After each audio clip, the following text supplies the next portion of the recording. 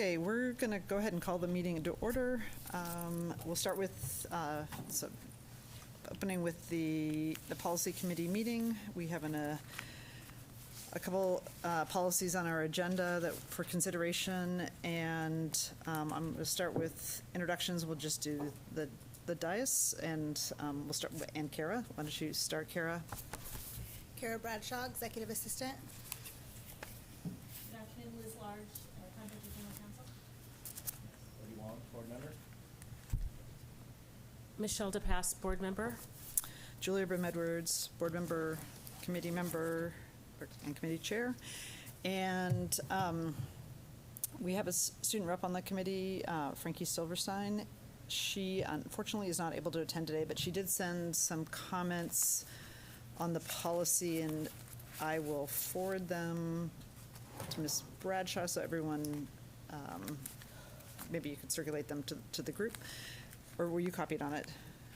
Okay, I'll forward them to you, and if you could send it to the group, and maybe, and then we'll discuss it when we get to that policy.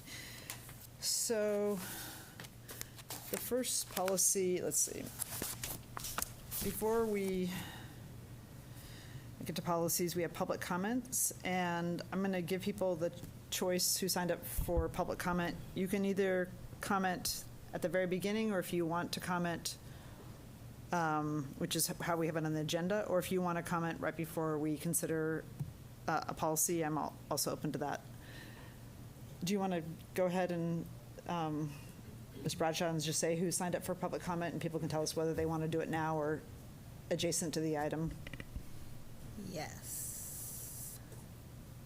I'm on the wrong page, sorry. We have Leah Starr, Carrie Zambrano, Jamie Homburg, and Jessica Colby. So anybody who was called, would you like to go now? Okay, I see no from Jessica. Anybody else who's here to testify want to come now, or do you want to go later? I'll go later.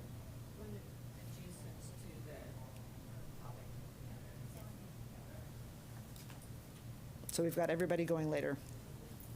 Okay, great.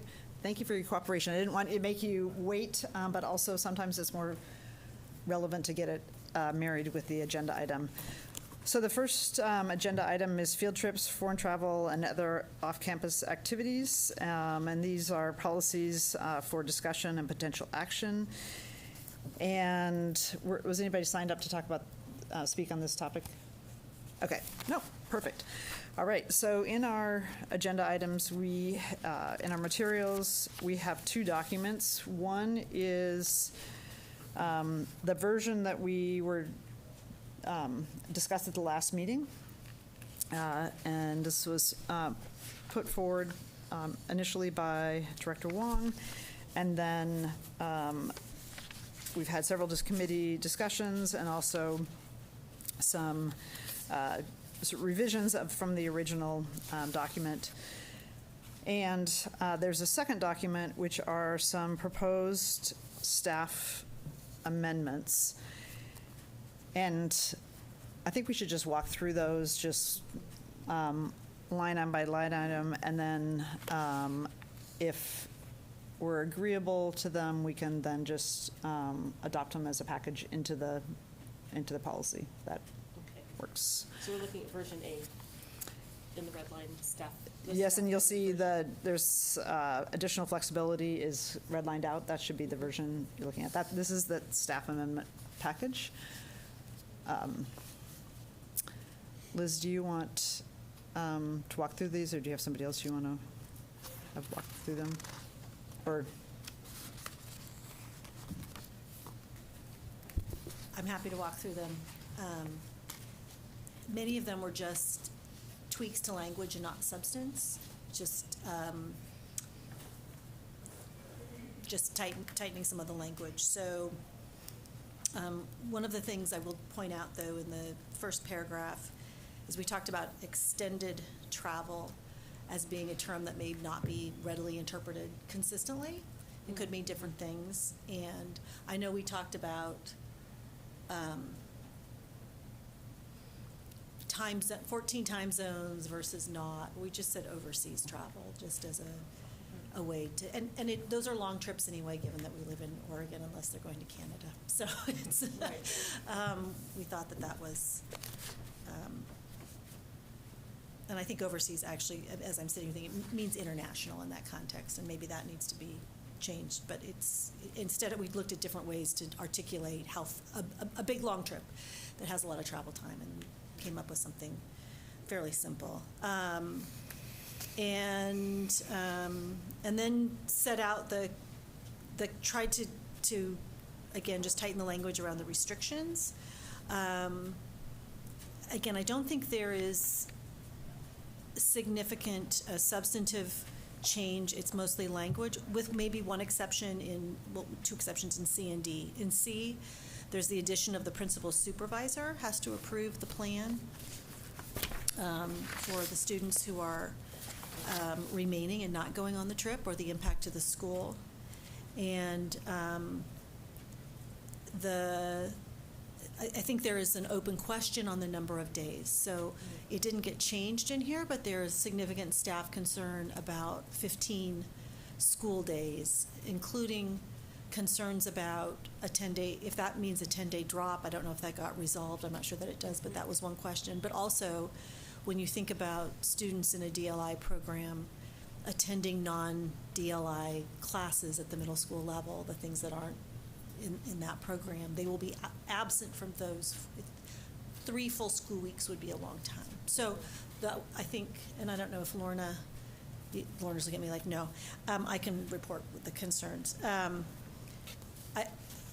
7 days, 10 days, I think is more in the range of what was being sought, with then the caveat that the superintendent may approve longer if a particular trip needed it, but to set the expectation that it is certainly no more than 10 days, and I think some preferences on the academic side were for 7.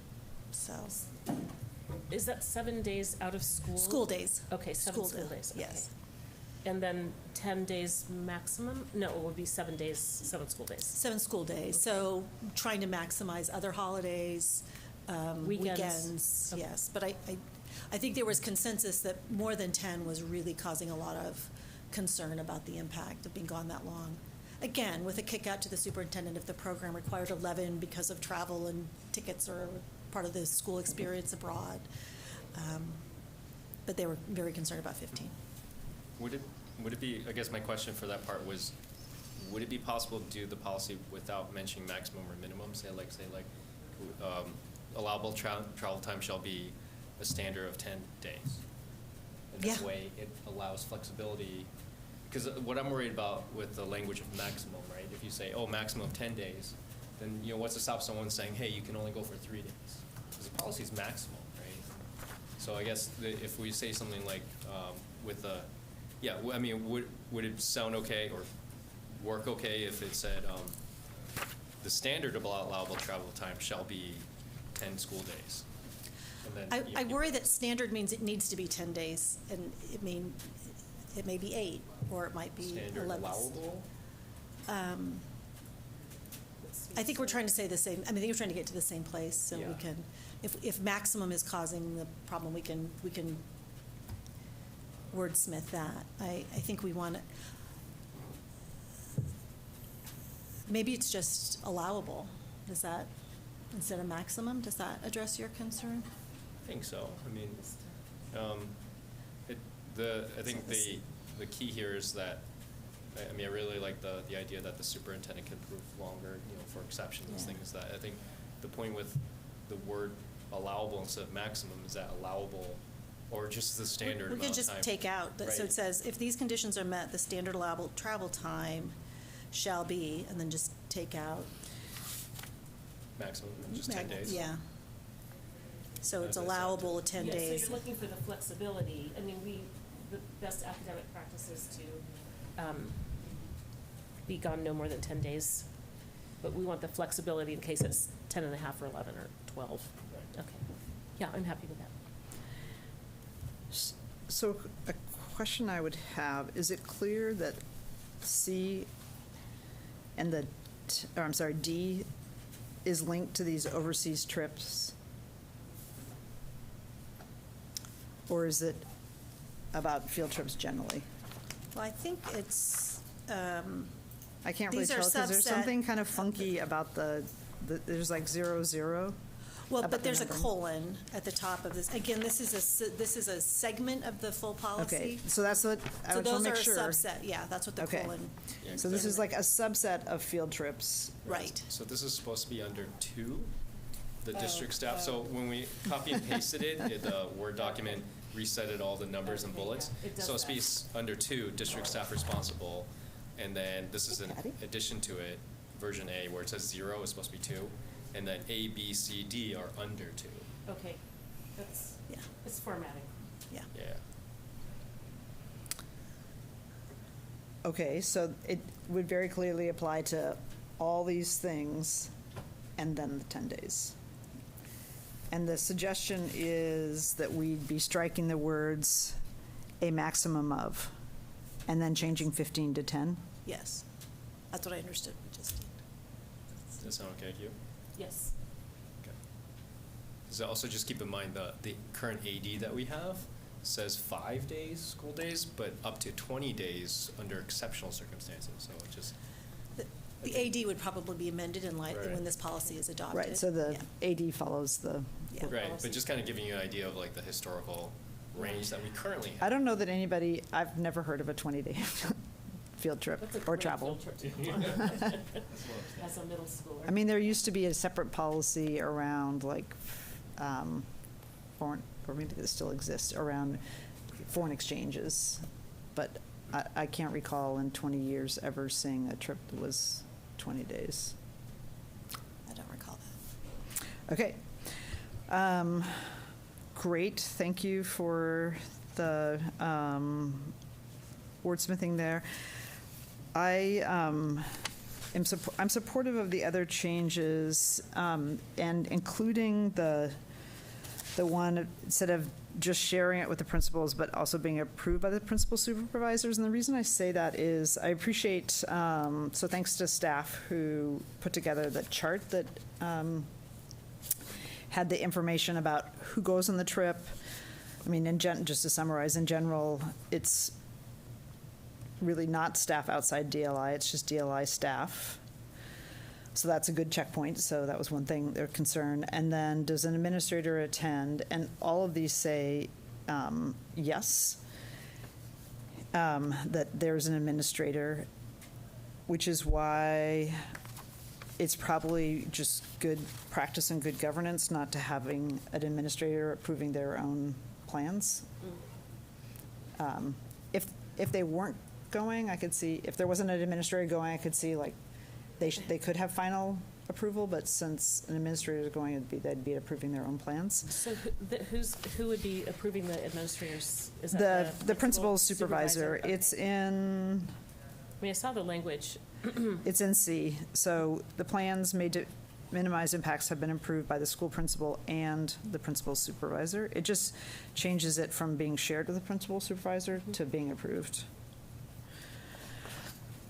It also, the data, I thought was really interesting to get on the attendance of the trips. And anytime you have, almost 100% participation, shows an inclusive practice, so.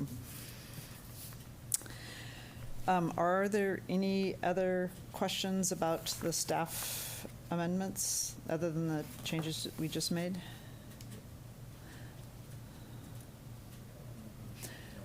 So I'm going to suggest, and since we operate more informally at the committee level, that we move the changes. Let me ask one last one. Do we want to change overseas to international? That would be on version A, the third line. I recommend that while you're in it. I mean, I think I wrote overseas, and as I was listening to myself explain it, I thought international was a better word, so. That excludes Hawaii. Mexico? Well, international would not exclude Mexico. Right? It would Okay, include so we're going Mexico, to, the two changes that we're going to make to the staff amendment is changing the word overseas, swapping in international, and then we're going to be in D, dropping the words "a maximum of," and then we're going to be changing 15 to 10. Everybody on the committee good with that? Yes. Patty? I know, but when you show up, you get to share an opinion. Okay, so we've made those changes to the staff amendment, and then is everybody agreeable of moving all the staff amendment as amended into the base document? Yes. Yes. Okay. Patty? you okay with Yes. that? So with that, I'd like to move it out of committee for a first reading.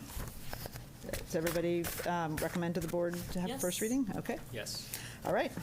Thank you, everybody, for your work on that, and to staff for getting the data. I think that was, and one thing I'd like to do, if you want to put this in a format that, I know it's somewhat informal for the committee's use, but somehow put it in some sort of format, or maybe it's the staff, incorporated in the staff report. Yes, we'll figure out So- how to do that. Just, it's great data, and I think Yeah. it's good to be sharing as we're doing the first. My reading. deer in the headlights, because I did not create the data, so I will find the people who did and make sure we Yeah, did incorporate I just the right wanted way. not to So, say yes. like, oh, we're just going to put this out Right. there, because it looks like it may be more informally presented. Okay, great.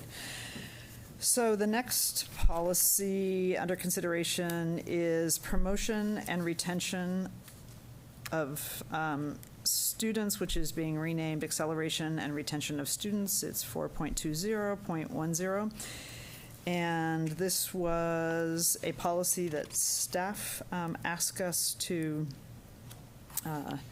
change. Kara, did we have anybody that wanted to testify on this? No. Okay.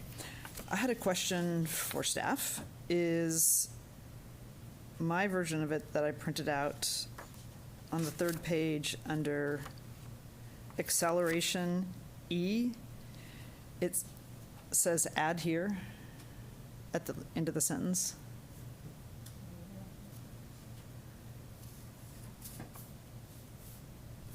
I'm sorry, I can't speak to that. I don't know what was meant. It looks. It looks like someone's planning on adding something, but So it says, if a student is recommended for whole grade acceleration, the principal must inform the supervisor and ensure that a personalized learning plan has been developed and shared to the family. That includes. There's clearly some missing text there, and we'll have to take it back to the academic team to have them address it. I'm And sorry, I don't a know. question I would ask about that is, shared with the family, should the sentence just in there? And the recitation of what actually goes into that be like in the AD or not actually in the policy? Because it seems like that might be overly detailed anyway. I think that's a divine solution. Okay. Yeah, that's what I was going to suggest too, because it already instructs that their AD would be implemented. So that was the other thing I was going to suggest, is that we actually strike that sentence, because the moment we pass it and they develop an AD, it's like we don't need it in the policy. So the expectation is if we pass the policy, they'll develop an administrative directive. So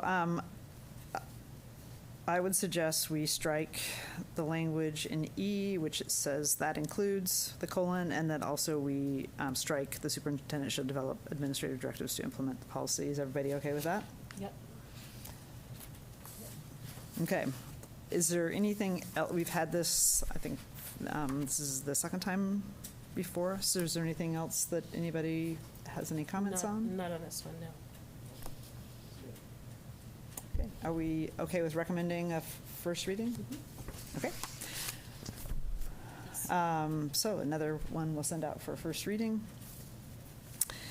Our third policy is 6.10.100, high school credit earned prior to ninth grade. And this is a policy that we've had before us for a couple meetings, and I think I'd like to start with, we have some public comment on it. Yes, Jessica Colby.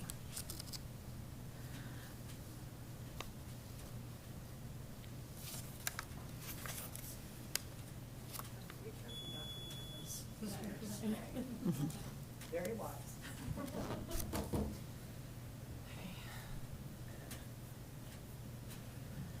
Hi, my name is Jessica Colby, Jessica-Colby, she, her. I am the current TAGAC Chair, Talented and Gifted Advisory Council Is your Chair. mic on? I'm sorry, what? Am I on? I don't think your mic is on. Do I need to press? Oh, wait, I can hear. Am I on now? Yes? Yes. Okay. Yeah, that's great. Hi, my name is Jessica Colby, Jessica-Colby, she, her. I'm the current TAGAC Chair, that's the Talented and Gifted Advisory Council, and have been advocating for the many needs of students in PPS for nearly 10 years.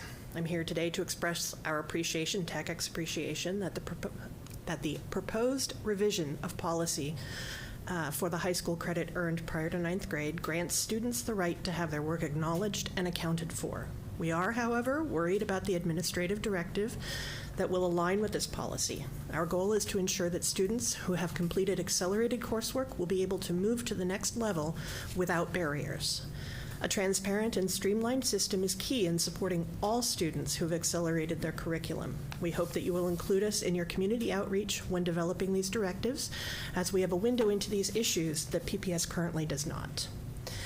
Additionally, we are disappointed that we received no response to our email from either staff or board members, no notification that our email would be included as material in today's agenda, or even that this meeting was happening today. This lack of communication is not collaborative, respectful, or student-centered, and we expect PPS to walk the walk, not just talk the talk. Thank you. Thank you. Thank you. That concludes for this topic. Okay. Appreciate the testimony. I will say, I did circulate it. So I'm sorry I didn't acknowledge it, but I did circulate it to others, and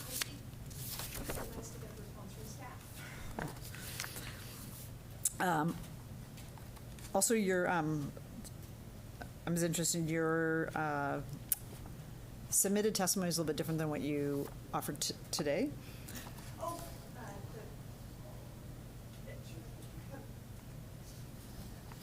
Answering from here, I'm fine with that. Yes, that was our response to the meeting. And then we were happy to see what the changes were. And my testimony today is to just say thank you, because obviously that was looked at. And also, we have concerns, just we want to keep an eye on things, because the administrative directive coming after is important. And also, it would have been lovely to have gotten a heads up. Okay.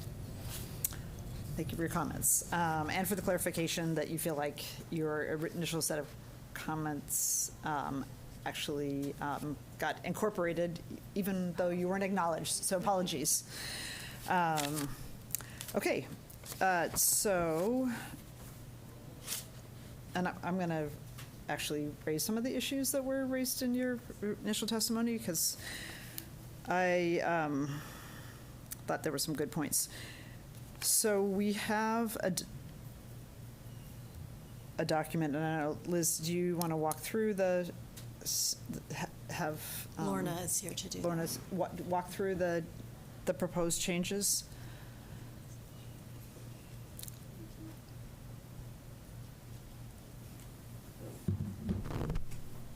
Good afternoon. Good afternoon. I have some summary comments, and then I'm happy to answer any questions. And I will just say that before I start, I was also addressed in the TAGAC letter, but I did not receive it until I saw it in the board book. So just want to kind of state that for the record. So good afternoon. The last time that Dr. Rishtik and I came before the policy committee, it became clear that we had some work to do on the high school credit before 9th grade policy. Many of your questions led us to taking several steps back and to recommend changes to the policy itself. If these or other changes are adopted by the committee and the board, we would then begin the process of revising the administrative directive to better align with the policy policy and would request to bring that before you at a later date. So our first recommendation is that the policy identify the superintendent or her designee as the person who can designate which courses are available for high school credit. There's been kind of a tradition of only mathematics and world language being the courses considered, but that wasn't spelled out, so we would defer to the superintendent on that. We've included or maintained language that the courses approved by the superintendent should be standards-based with equivalent content and instructors who are licensed by the state to teach this content. Other aspects of the courses approved for high school credit should be equivalent to what is found in high schools in terms of their content, statements, goals, and syllabi, their textbooks and instructional materials, time allocation, and facilities. We recommend that students also earn a grade of C or higher to earn the high school credit. We maintain the policy's original language that states that pre-ninth grade credit should not compel students to graduate early, and added language that this policy should allow students to take more accelerated or advanced courses such as International Baccalaureate, AP, and dual credit during high school. We also included language that states that high school courses taken outside of PPS should be reviewed and approved by the superintendent or her designee before credit is awarded. And finally, we did review the thoughtful commentary submitted by the TAG Advisory Council, and we would be happy to meet with this group in the new school year to ensure that their concerns are addressed in the administrative directive.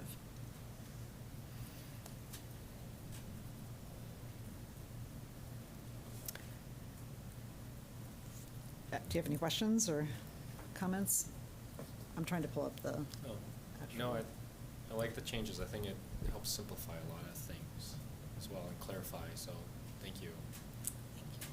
I like them too. I have a question. So it used to be just mathematics and then English, or are there other courses under this umbrella? Is it everything? So it's been kind of the current practice, which is not stated anywhere, but has been just kind of tradition, has been world language and mathematics.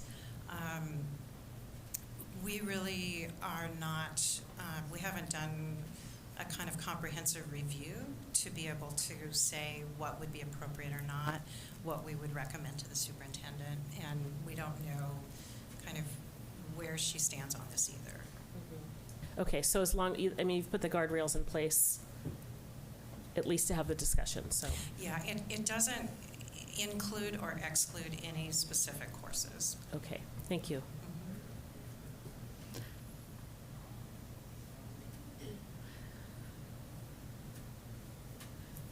So, Patty, do you have any questions?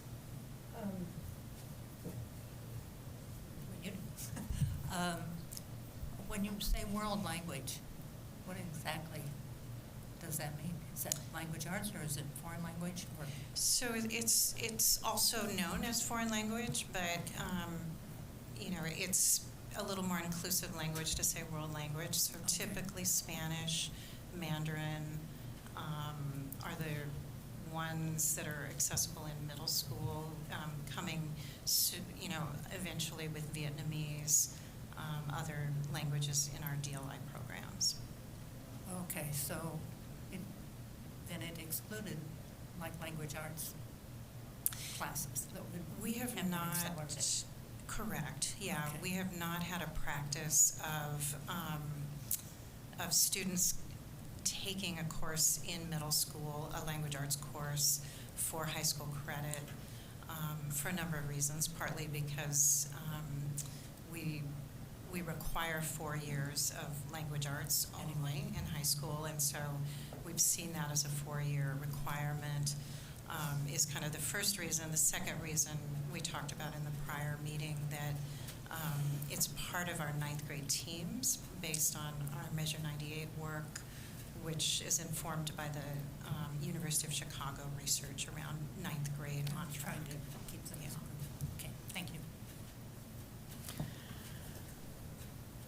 So I appreciate the consideration that's given. I still feel that it's, there's some subjectivity in it, or like just, it would be very hard, I'm putting my parent hat on and having had 3 kids in high school who took classes at PCC, summer scholars, the whole, they took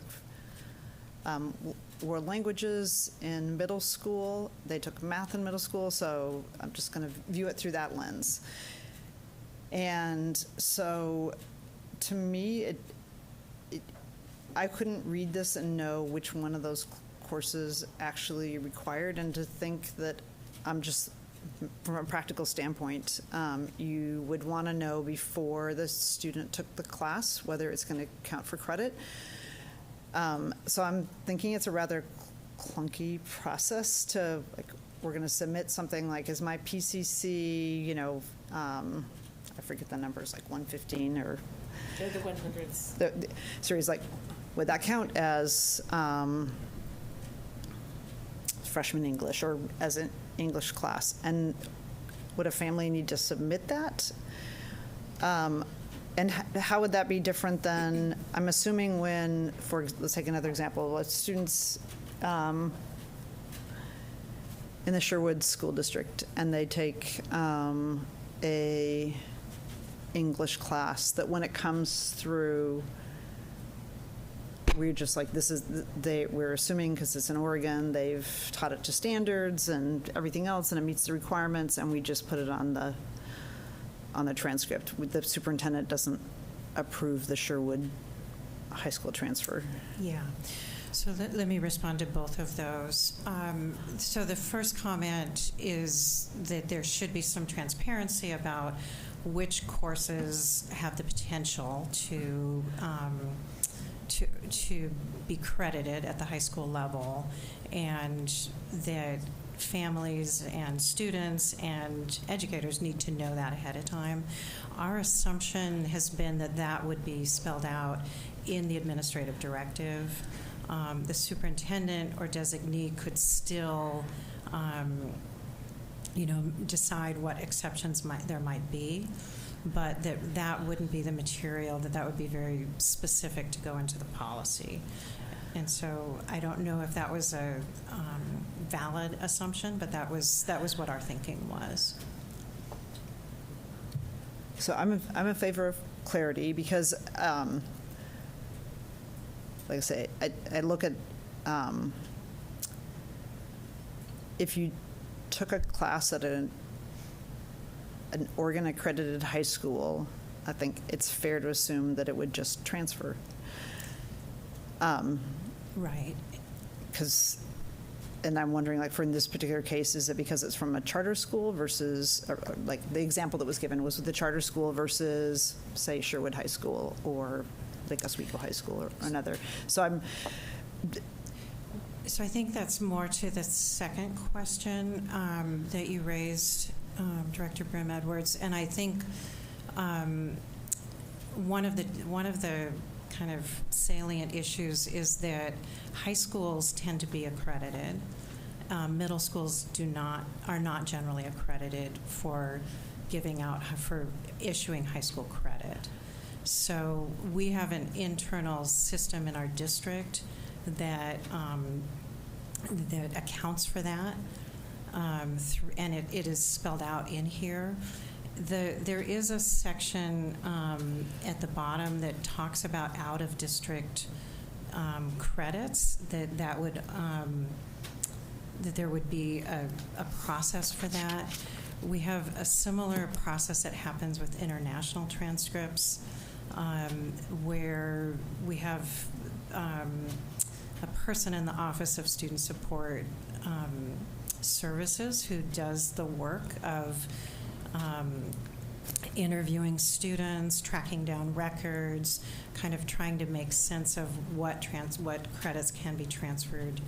And we've had a lot of students, as an example, from Ukraine who might not have written documentation, and so the interview process is in place to try to make sense of that.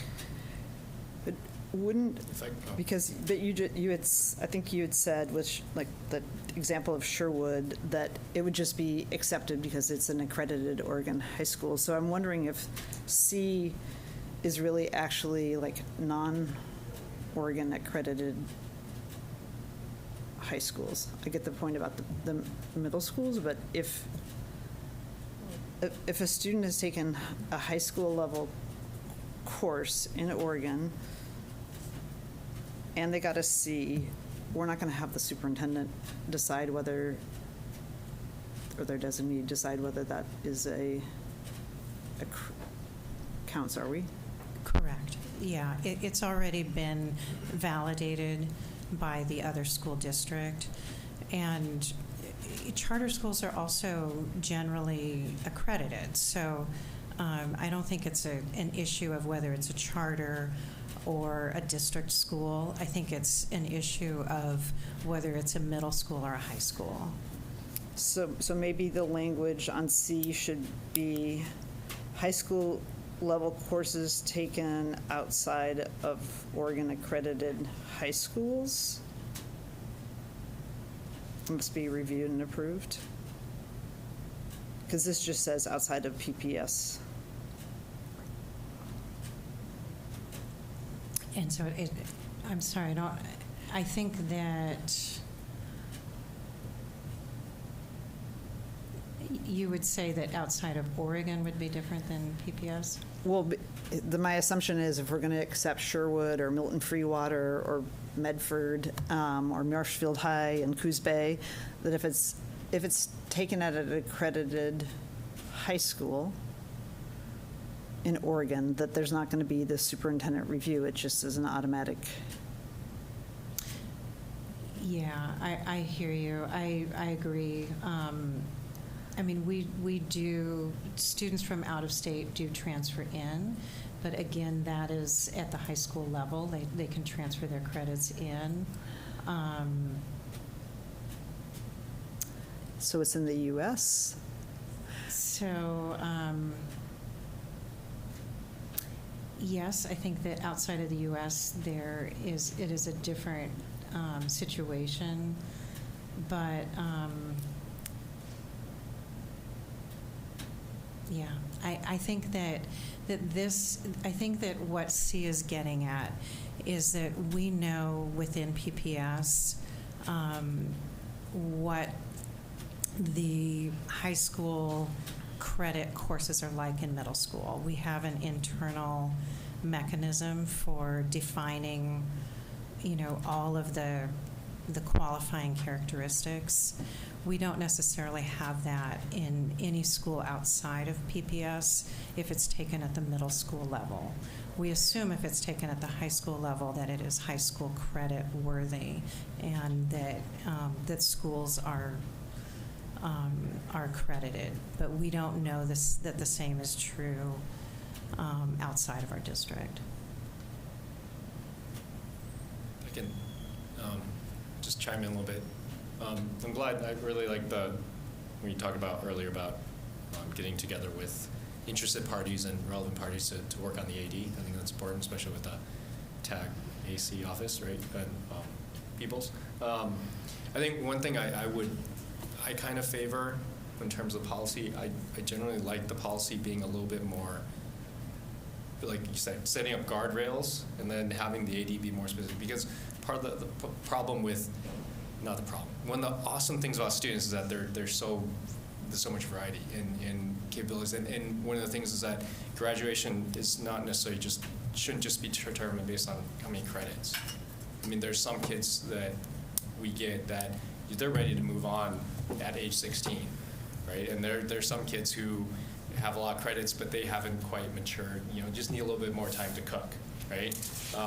Sorry, I don't know if I used that phrase properly, but I think the idea is that I would more favor more local control over it, because, I like that it was mentioned in this policy about how, just having credits, we're trying to compel them to take more advanced credits and move into that.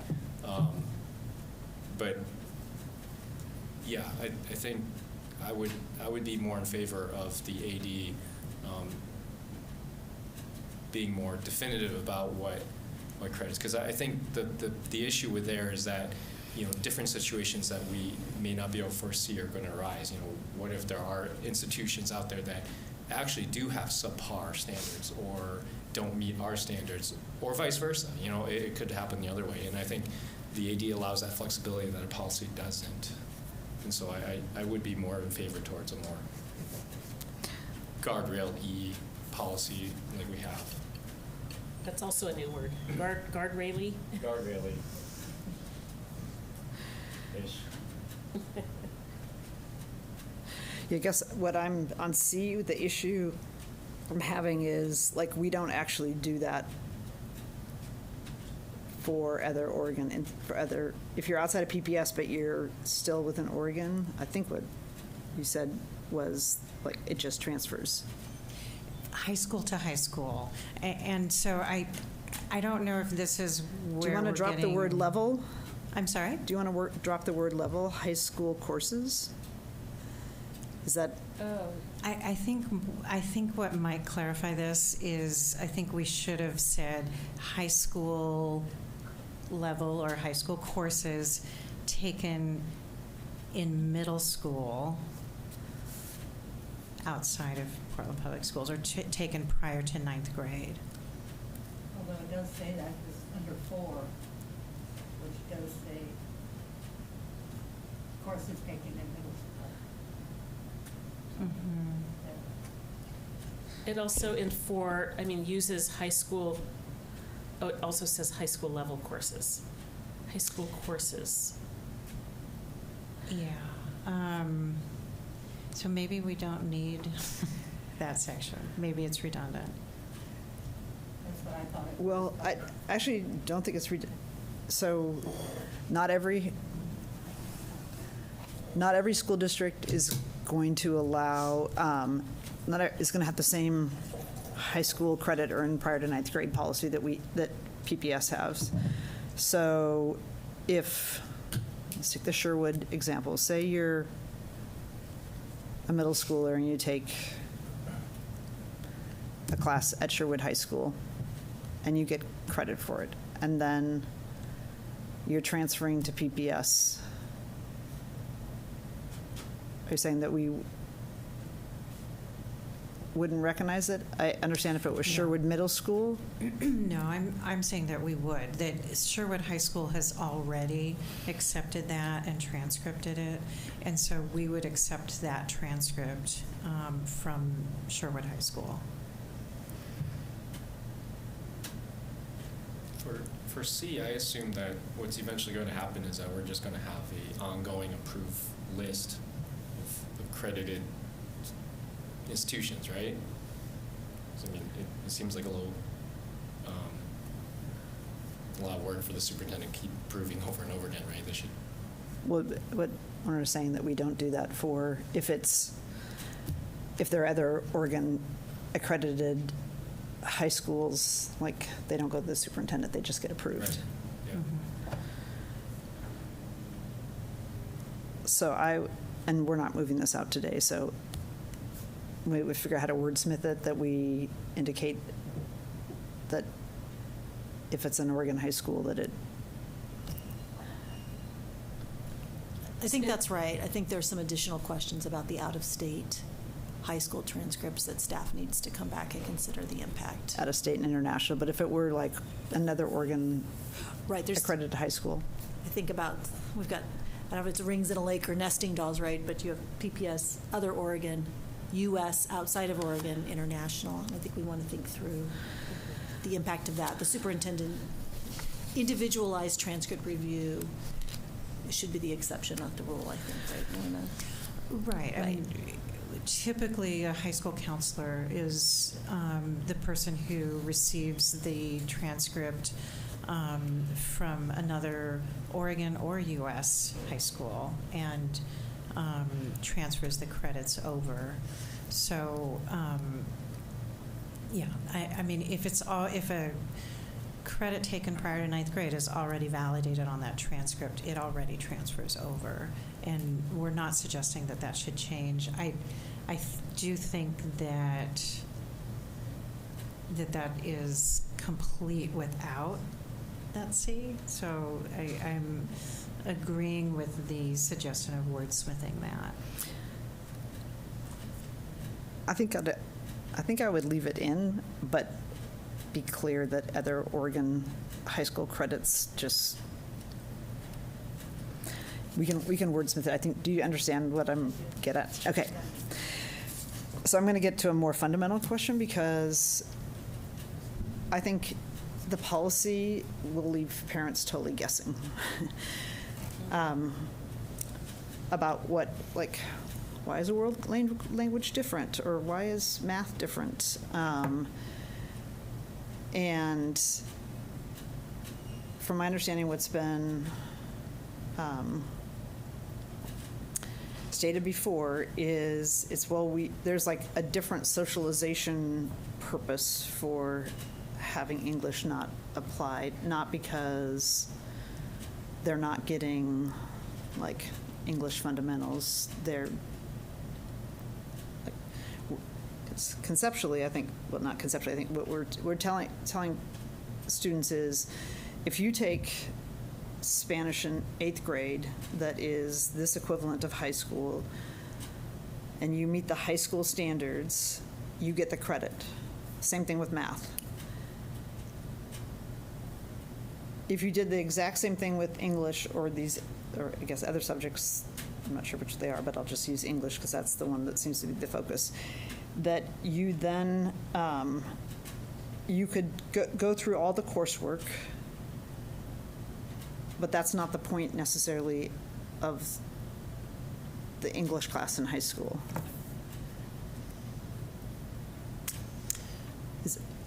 I'm trying to make sense of it.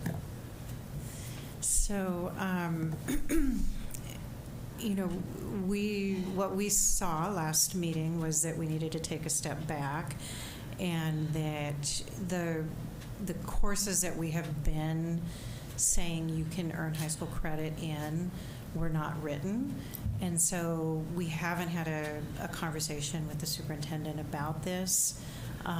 We wanted to kind of open it up for that to happen so that could be defined, but we have not, had that kind of a conversation since the last meeting to be able to answer why or why not a specific course. Does that make sense? It does, but then I think we should get that, because to me then it still doesn't answer the question, because as a parent I would never know that, because my logic model is you have this type of accredited standards-based curriculum that you should get credit for it, but it seems like PPS is saying, well, we have this other thing that we value that's actually more important, that's not listed here, which doesn't have anything to do with necessarily the curriculum, but it has more to do with your being successful as a 9th grader and being part of a cohort in an academy. And so when I look at this, I don't get any of that, and I think we should just be really clear from my standpoint, because otherwise I don't think we've actually made a significant difference or been very clear about why we might differentiate. Yeah. Could you get English credit, but not necessarily applied like a specific credit? Like English 9th grade credit. Could it just be English credit? Like, would that be a okay solution? What the district is saying is even though the policy doesn't say it, is they haven't given 9th grade credit for English of whatever it is.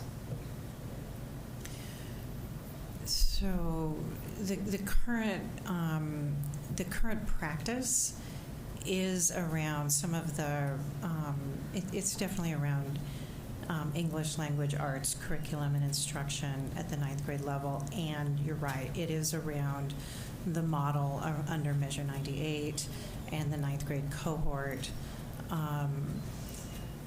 we, haven't had that conversation about the implications of changing that. If we did list English in the policy, we would probably have to go back through our Measure 98 plan and make revisions because it would disrupt that cohort model. So those are the kinds of implications that with a interim and not yet kind of sworn in superintendent, we haven't been able to really have those conversations yet. And so that's why we would defer that to the administrative directive and just keep this policy at this time this way. So I'll just make a statement, whether it's in the administrative directive or the policy, I think we should just be really clear, because otherwise it just seems very subjective. Where you have, like, normally it's a very standards-based, like, you do X, Y, and Z, you get this credit. Like, again, any other, if it wasn't a middle school, but any other high school, if they were transferring to PPS, they missed say their sophomore year, they transferred into PPS, and they weren't at part of a cohort because they weren't there for their freshman year, they wouldn't have it anywhere, but we wouldn't say, you need to go back and take your freshman year because you didn't have it as part of an academy. Correct. We would offer virtual scholars, Portland Evening Summer Scholars, as a chance to make up a course, which happens a lot. For a transfer student whose previous high school did not require that course at the their last grade level. But yes, I'm. What I want to be clear is that we're not trying to obfuscate anything or not be transparent. It's important that the AD is transparent. We are just not at that point where all of the implications of specific course listings we haven't been able to have those conversations. So say there was time given to, like, okay, the board is conceptually signed off on the broader language of the policy, but we're not going to actually put it through its 21-day public process until there's a draft AD. And that way, people can see what it actually looks like. I don't know, Liz, is that works? Okay, that might work. That makes sense. And the other thing, though, I want to go back to also the question I thought that Jessica raised, which was a really good one, because if you don't participate in sports or some other activity that requires a minimal level of senior year credits, 2 of my 3 kids, their senior year, the only thing they had required was English. They played sports, so they took a full load. But I think the questions that Jessica raised are really good ones of, like, we have an 8-class schedule. Are we just hanging on to kids, some of them in their senior year? Because theoretically with an 8-class schedule, you could have all your credits needed for graduation with the exception of the English credit. And I mean, obviously, I think it's a great idea for kids to have their whole high school experience, but we've structured it in a strange way, and then to say, well, you've got to come back for that high school credit, and we're not going to, that's the only one that you can't, that's the only sequence you can't actually complete by the time you graduate. It seems like a very odd construct. I think that the desire, the hope is that that we are giving students lots of opportunities for advanced coursework, for 3 years of CTE to be CTE completers, for AP courses, for dual credit courses, and it's not just one period of English, that it's really, designed so that there can be a robust 4-year experience. Yeah. I guess since we're going to have more time, I'd like to see the data on how many of our seniors have all their credits to graduate, pretty much besides English. Especially like students who come in with any sort of language credit, most of them are just completely done. I've just seen that a lot. And then I think we get students that are like, why are they hanging on to us just for the money? Because I only have one more credit to take. So how many seniors have only one credit? Or like, how many credits are they lacking to graduate? Okay. And you said language. Are you talking about language arts or world language? No, I was just saying, like, for example, most kids who are in the dual immersion programs, they head into high school with high school credit. And so then they have 32 more opportunities in addition to that to get the 24 credits.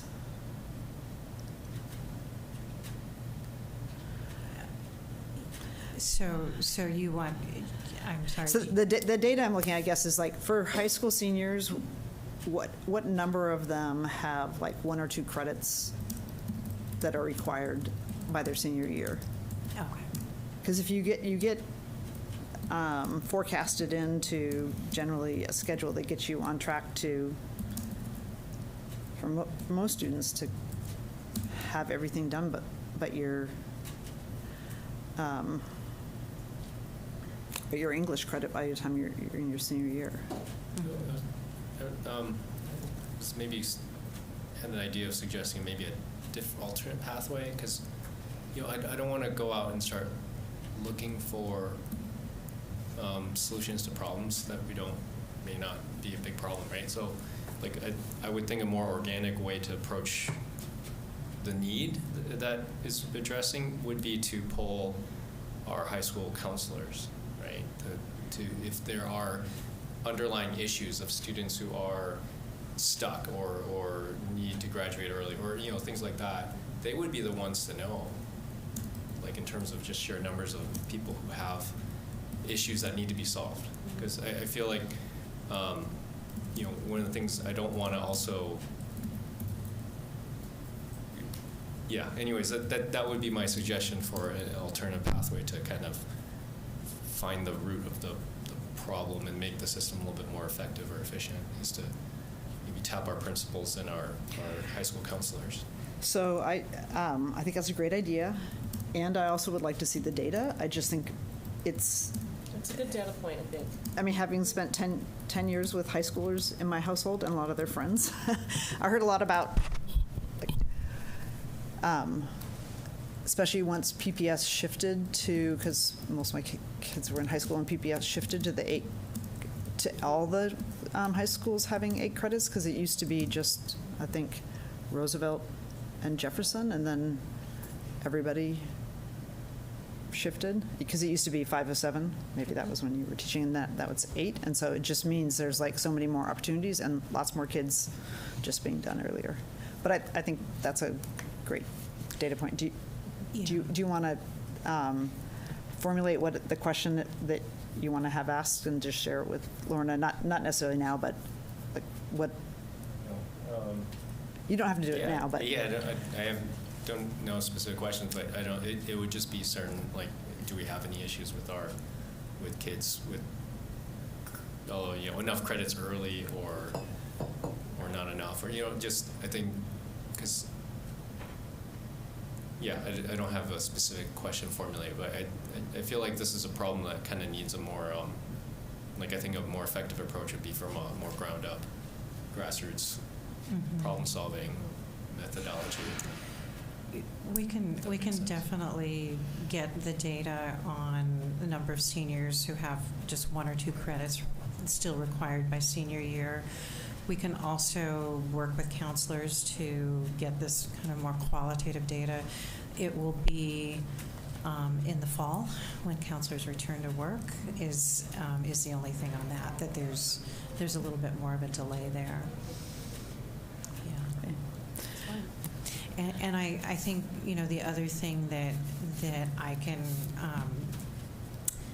get more kind of precise information on is the Division 22 report that we send out does ask the question about how many students don't have a full schedule. And so that's another data point that we report Great. to the state. So to be continued, thank you so much for coming and representing the team. And so we'll have some more data, additional language. Could I ask, just anytime we get a data request like this, that we kind of disaggregate by race also, just for another data point? So the last policy we have is the student cell phone policy. And do we have anybody scheduled to come in on that? Yes. Can you call them? Yeah. Go ahead. Leah Starr, Carrie Zambrano, Jamie Humberg.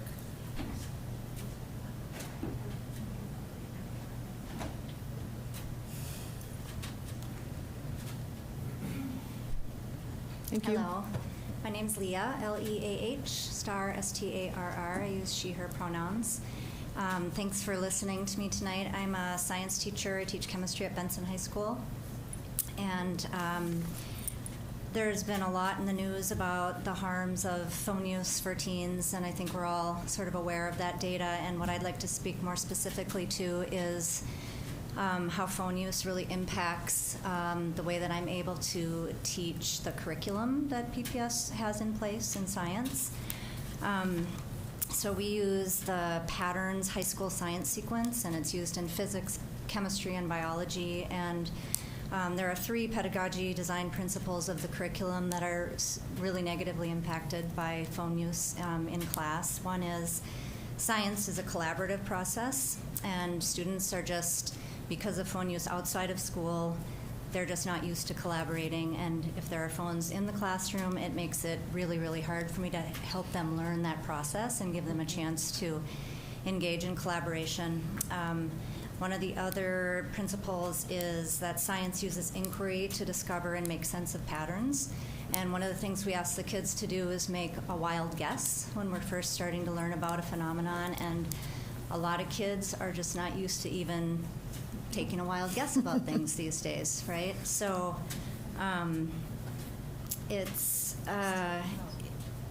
I see kids not inclined to be curious because they are conditioned to look things up on the internet and get answers lickety-split, whether the answers are true or not. They're not trained to sort of follow up on that. So that's another difficult thing that I see. And then the third design principle is science learning is a language-rich experience. And one of the ways that this is defined is that PPS science curriculum and instruction emphasizes speaking, writing, interacting, reading, and listening. And I've been specifically trained to include talk activities. You can finish your sentence. Okay. Which help kids learn how to interact through speaking and listening. And they're not ready to do it because they're used to being on their phones and they just don't have the practice doing that. So thank you very much. I really appreciate that. Thank you. Thanks for coming in even during the summertime and sharing your classroom-based experience. Really appreciate it. It's very helpful. Yeah, they're allowed to email in the rest of their comments if they didn't have time. I was going to make that point as well. Yeah, so you feel free to email it too if there's more. Or to Roseanne. I'd rather email. Thank you. Thank you. Go ahead.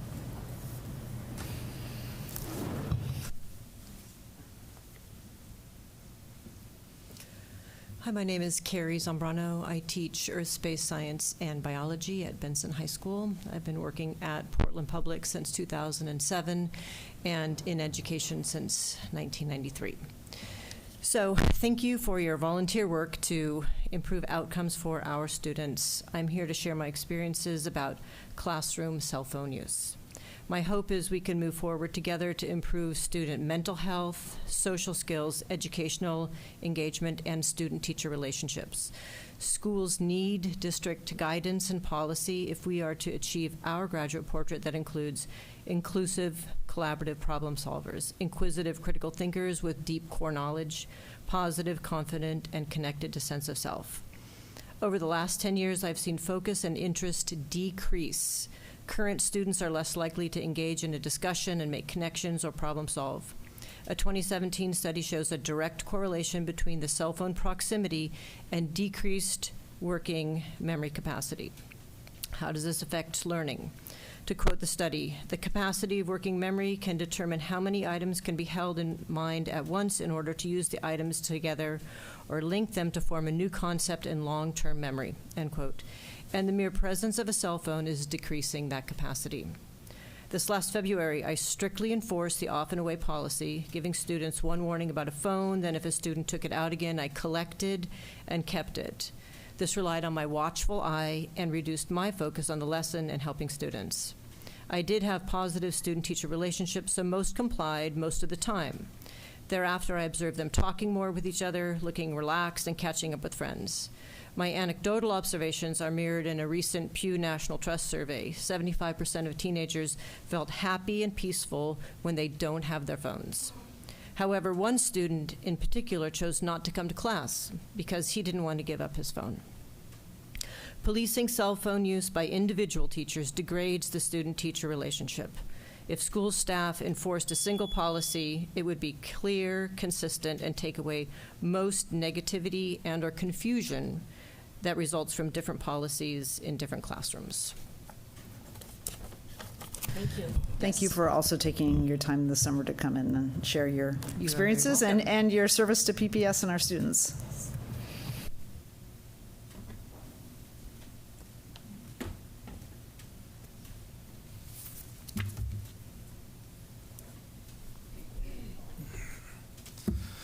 Hello, my name is Jamie Homburg. I've been teaching at Portland Public Schools for 15 years now.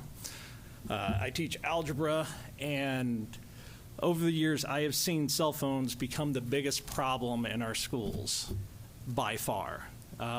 Study after study shows the negative impacts on education, social and emotional, cyberbullying at school. We even have the Surgeon General putting warnings on websites now, or apps. As a teacher, it's a constant battle. I am stopping my classes to deal with cell phone use. It's not only hurting the kid who's pulling out his cell phone, it's hurting the kids in the classroom as well. We need structure. We need guidance, and it needs to be at the district level. All the schools should be dealing with the cell phones in the same way. That way it's consistent for the teachers, it's consistent for the students, it's consistent for the administration.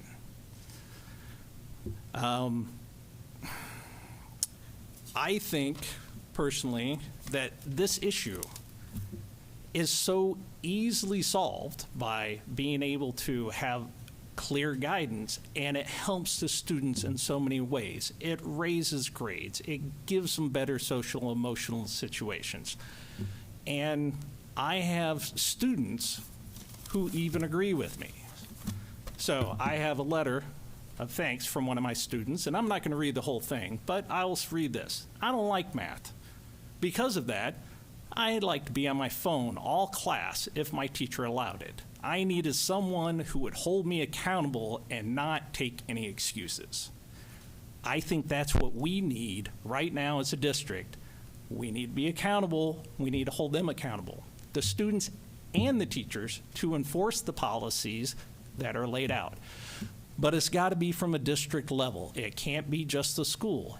If it comes from the district, it takes the pressure off the teachers and off the schools. Thank you. Great. Thank you also for coming in the summertime and sharing your experiences and for your service to PPS students. So, I do And have for one more teaching thing. algebra. I have a survey that was done at our school that asked teachers 5 questions about cell phones. I've got copies for all of you.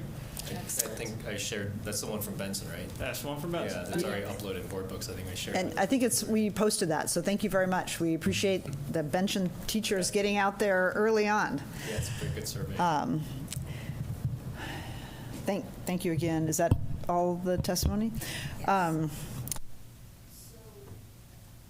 Just as we spoke earlier at previous meetings, this is not going to be something that's just going to pop out of committee after just a short period of time.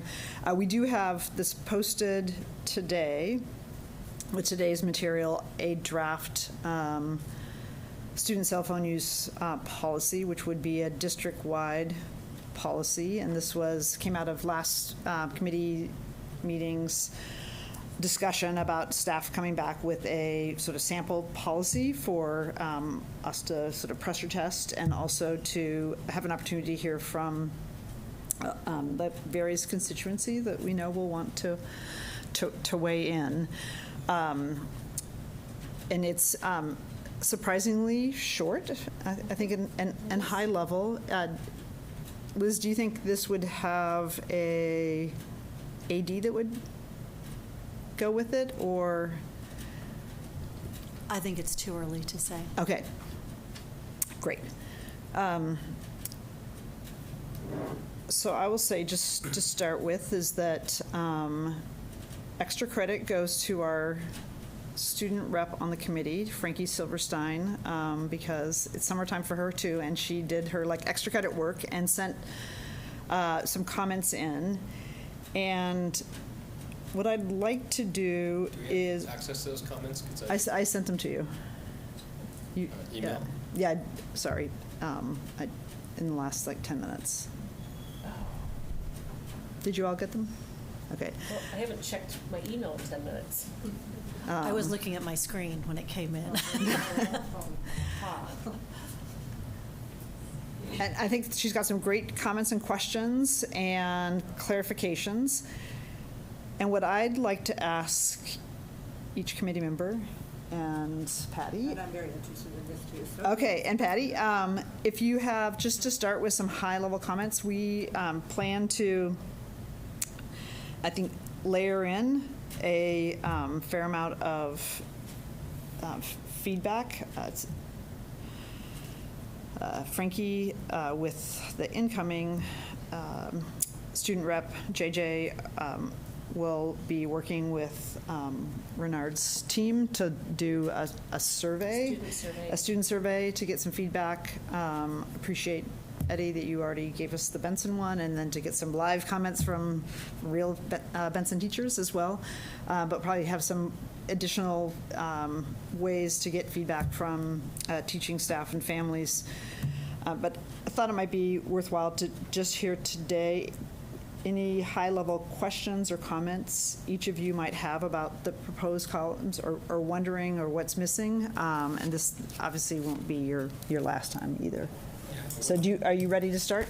Yes. And just given the time period that we have left, I would say take 2 minutes, and you can send more, because this will be an ongoing process. Interestingly, I actually don't think this goes far enough. So a couple things I want to add. One, so I understand doing a policy is going to take a while. One thing to keep in mind, we're not the first district to ban cell phones, right? This path has been laid before us. A couple things I also want to keep in mind too is that we also need to figure out, and maybe this is in the AD, but also how to restrict social media on our school's Wi-Fi, right? Because if they don't have their cell phones, there's a lot of instances where students are just going to escape to the library or steal a Chromebook and get on that way. So tackling the problem at its root. The other thing I also want to add is that one of the most, so we know from best practices in education and educational studies that students thrive with consistency. And I really want to stress Jamie, Mr. Helmer's statement about, students need consistency. And one of the struggles that we have as educators is that when a student is in high school, they have 8 different teachers, 8 different policies on cell phones, and it's just impossible to keep track of. And so not only is this a time saver for students, it's also a potential time saver for teachers. I'm also willing to, I know that it takes a long time to work out a good policy. So, I also had a really long conversation with James McGee, the principal at Grant, about his, what led up to the decision to go with the pouches. And I think if we were trying to serve our students best this year, I think we may want to explore, I would like to explore a 2-tier pathway. One is that I think, because one of the things is that the first 10 days of school, there's a wonderful book about classroom management by Henry Wong about the first 10 days of school. And it's Any relation? Yeah. No relation. It's spelled with an O. That the first 10 days of school is like utterly important for setting school culture, for classroom management, setting policies, procedures, all the routine stuff that's vital for a teacher to have success for the rest of the year. And if we wait till January to set a policy, it may be too late. It's shifting horse mid. So, a lot of people are asking us to give direction. Would it be possible to give direction, saying, hey, this thing is coming? Because we have a lot of principals that may want to do something, but they're reluctant to do something because it's not district policy, right? And what we do really need is that, like what is mentioned here is that the principal may set specific policies that are much more stricter. I would like to explore a potential to empower our principals to set definitive policies, because that way it takes this responsibility out of all our teachers' hands, right, to enforce individual policy. It's a lot. Yeah, it's a lot. So, and then, because one of the things that came out talking with James McGee, and I asked him if it was okay to share this, and he said it's great, it's fine, was that, he would advise, because I asked about, what about the pouch system or the total ban. He would advise that he said that he would know very definitively by even as early as November or December what has worked and what needs a little bit of refinement, or maybe some holes that they have missed. And learning from that lesson would be very valuable. And I think I agree as well. But at the same time, I think this is something that a lot of our teachers are asking us to do, and it would be really responsive of us to do something. Okay. Yeah, sorry, I'm trying to be quick. But Great. And one thing I'm just an assignment, when you said doesn't go far enough, can you spend some time before the next meeting sort of outlining what that is? Like, how would you go further? Yeah, I think the problem here is that it leaves a lot of interpretation about, so one of the things is like, who's enforcing it, right? Because one of the problems is if the teacher has to enforce it, we're not really solving the problem, because it's the same problem, and they're the same solution where the teachers are responsible for enforcing it and confiscating it. And then we have liability issues. I mean, yeah, it mentions a little bit of liability issues here, but if a teacher takes a phone and then it gets stolen or whatever, that who's liable? And it's just a lot to. So what I would ask you to do, I think this is and I'm going to apply this to is just drop in the document, like in track changes or the comments, like where you think doesn't go far enough, or we need X, so that we start getting those specific areas where you think there needs to be more clarity. Okay, Michelle, popcorn. Yes, so I am really happy to see this on our desks. When we talk to teachers, we know, and I thank all of you teachers for coming in, we know that they're a distraction. Even if there's a policy in one classroom, just having one student with a phone out is enough to distract every student, because they're salivating because there's a phone out, and it's distracting. So It's a really good thing to work on. To your point, we do have lots of other districts, including the districts that I'm in contact with around the country, that already have sample policies that I think we could vet. And I would encourage us, it's summertime, but it would be great to roll out this bold district-wide city, this is our city, these are our kids, we're protecting their brains, kind of a bold rollout, because it's important to do this when our kids their brains are developing right now. Also, to be honest, did not read through this with a critical eye, but I will. I'll take a look and see if it needs strengthening. I know there's the pouches that are available at performing arts venues that have been successful. They're already calling us, asking if we'd like to meet. So there's a lot of interest and a lot of eyes on Portland, and I think this is the time to do something, bold that protects our students.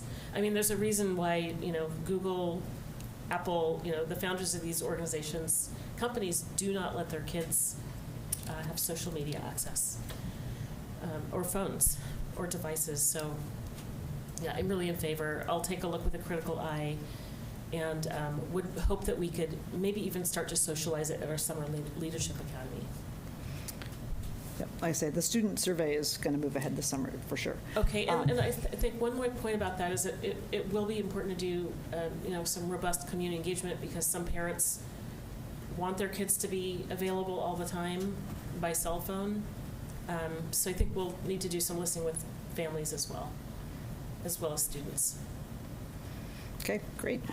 Patty? Yeah, I've been reading a lot about it, and just read an article today, in fact, that said even though it's bad in high schools, it's really damaging to junior high brains.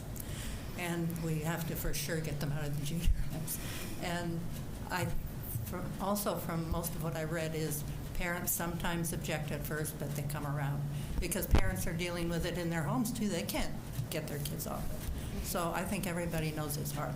So I would love to work with you about getting something. I would love to see it happen in September. Maybe it can't. Something, and like you say, that first 10 days of school, if it's not, if something is, it's hard to do it after that. Got to get something going. So, and we might not be loved, we're often not loved, but, I think something has to happen. Yeah. It's scary to me. Mm-hmm. It is. Yeah. And I mean, would we let our kids do anything else that's dangerous? Do you have anything? Do you have anything specific to the policy that the draft? I would love to work on it. I don't in my mind right now. No. So okay. To kind of give a little bit of experiential background. So the experience at Grant, right? So before Principal McGee told everyone that they're going to move to the pouches next year, Grant already had a policy just like this one. It was not allowed during school, basically. And when I was talking with him, one of the things that he mentioned too was that even with that policy, it was very difficult to enforce. And that's why they escalated to the next step, which is the pouches, right? And so I think we need to take that in account, because if we just do a policy like this, or what Grant had, we're just repeating the same mistake, right? Not a mistake, but an ineffective, partially effective solution. So I think we're going to have to be a little creative, I think, with this. But yeah, my goal was I would like something by September. Yeah. We could talk to teachers too about what you think would work. Okay. Seems like the best way to go. So I hear very clearly, bold, try and move quickly. I want maybe just for a moment, Liz, can you, because there also was a mention about other districts' policy, share how we got this draft, or what its basis are, because you can Google and there are tons of different policies, and all over the place. Mary is the primary drafter of this as a starting point, and it was largely taken from LAUSD. From where? Los Angeles Unified. Okay. So she's looked at other policies in other places, but that seemed like a starting point for the committee's discussion. So it's not exactly, we modified it from there, but that was how it came to be. Was this taken before LA Unified banned cell phones, or after? Is this I don't know. the one that made the news? I don't know. That'd be great. Maybe we could send that around, that information, where it came from. But we've had, for several meetings, we've had like just sample draft policies. I mean, you can go, you can see state statutes now. In Canada, I think, like 5 of the provinces have cell phone bans in schools. So there's lots of examples, and I take it the staff pulled sort of the basic fundamentals. And again, I think the best way to quickly iterate is to people put in their questions, their comments, and we can sort of look how we can build on this one. And I think you have a really good point, Eddie, that the sort of how it translates and gets implemented, because yes, Yonder, those pouches are one example. That's what Mount Scott Learning Center has used for, I mean, they've got a whole year. It's obviously much smaller than Grant. This is what Grant's doing. I also heard from other schools, like, maybe we don't want to, like, pick a particular brand or a vendor, or we have a different solution. So I think that would be maybe part of, like, the questions that we are asking administrators is, not everyone has the resources, not every district. So, like, is the district going to provide that to every middle school, every high school? Are there other solutions that cost less besides picking a particular vendor? So it's a great question, but I also think we have to be careful not to just, like, this is the one solution that is going to work for everybody. I think that's an excellent point in thinking about how it's implemented. Things that we also wondered and had some interactions about in the draft. I think it's easy to imagine the classroom, but what about the hallways during lunch? What about on a field trip? And so thinking about the various applications, when it gets very detailed about it needs to be in a locked location, but if you're on a field trip or during the school day, that may not be possible. Does it apply during the school day or to school activities? What happens when you're traveling for an athletic event? So you'll see the language in here. We tried to wrestle with those, again, as a starting point for the committee, which was, I think, an appropriate assignment. But I would think through various places where we are in charge of students and they have or should or shouldn't have access to cell phones, and if not, what happens to them? And I think that's some of the texture as you're reading through it to think about. Yeah, I mean, Frankie asked, I think, a really good question. It's like when we say, before or after school, it's like we got to be clear, like, on school grounds or like at school activities versus like you can't use it after school even if you're at home, which would be ludicrous. So those are the types of things that I think we need all of your eyes are raising questions about. And then I think, again, we don't have to create the wheel because lots of other entities are doing this, but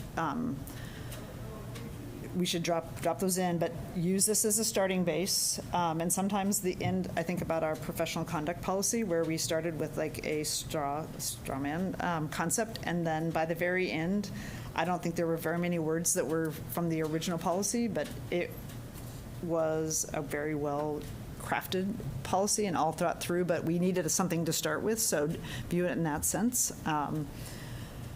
So put those in there if you either have comments, questions, suggested other languages, or wonderings. Drop those into the comments, and we'll go from there. And I think the other thing I'll do is put together. Go ahead. I think we need them in separate documents. Yeah. Individualized. So we don't have a communal work product. Right. That's great. So. I mean, can we get them in digital form and then we can work on our own? We can send out an individual version to each of you. You can just download the version that Frankie had. Download it, make it your own, label it your own, but don't do it on a Google Doc that everybody else has access to. Right. Okay. And if you need help, Michelle, or need us to send a different version, just let us know and we can get it to you. So the other thing I'm going to do is, and again, this will be a straw man, so take it as such, is thinking about the charge of what if we could have it done by September. So I'm going to lay out a draft timeline to see whether that's even practical. And I think Director Wong, you had good suggestion that sometimes like the 21-day comment period and everything else, it's possible, I think, to frame up of like, here's where we're heading, schools, so you know what's coming. So it may not actually be all the way through the process yet, but the general outlines, that maybe that might be done if we can't hit like a September. I also want to just note that that Leadership Academy is where all of our building administrators attend. Would be a great time to, if we are getting prepared, to say we will be rolling this out. I mean, as a communication tool. And I think it is summertime, so people are traveling and vacationing. So I just, again, want to make sure that people don't think we're rushing this through, but rather it's we're aiming for that first 10 days foundation. Yeah, I mean, could we even have just a very simple statement, something like, principals shall create a unified or consistent cell phone policy until further notice? I think we may get lots of different policies, and it may be then hard to undo them. I think it's better to have general guidelines from the district that may supersede it versus asking individual principals to do that. They just may be all different, and then we. Yeah, I'm fine with that too. So I guess I'm going to move the accountability up from, I think we heard very clearly from teachers, like that move it up to another level, but I would suggest we should move it out of the principal level. So again, they're not having to like become the experts on what it might look like. But I think we could give that to principals, and so they would have some guidance. Yeah, we've got some people who could advise us. I also think we created a cell phone policy for Benson. Just recently, we formed a cell phone committee and came up with the guidelines that we felt would be best. And we spent several hours and a couple of days on it. And I'm happy to share that with you and look at it. That would be great. And I'm just going to say, anybody else who's looking or listening, that you're welcome to send us things as well. So we very much would appreciate that. If you get it to Kara Bradshaw, she will get it out to us. Thank you. And I know we're short on time, but at risk of stating the obvious, also our new superintendent starts in just officially in a couple days, and she'll be a critical partner in thinking about how this would roll out and be implemented, and I look forward to her joining the conversation as well. Absolutely. Anything else for the good of the order? All right. Next meeting's at 3 minutes, right? Okay. Thank you to the committee members for your very active participation. I heard a call for bold, efficient, and effective action before the start of the school year, so we'll see what we can do. And thanks again to everybody who came to participate on all the different issues. We really appreciate your feedback and thoughts about the work we're doing. Thanks.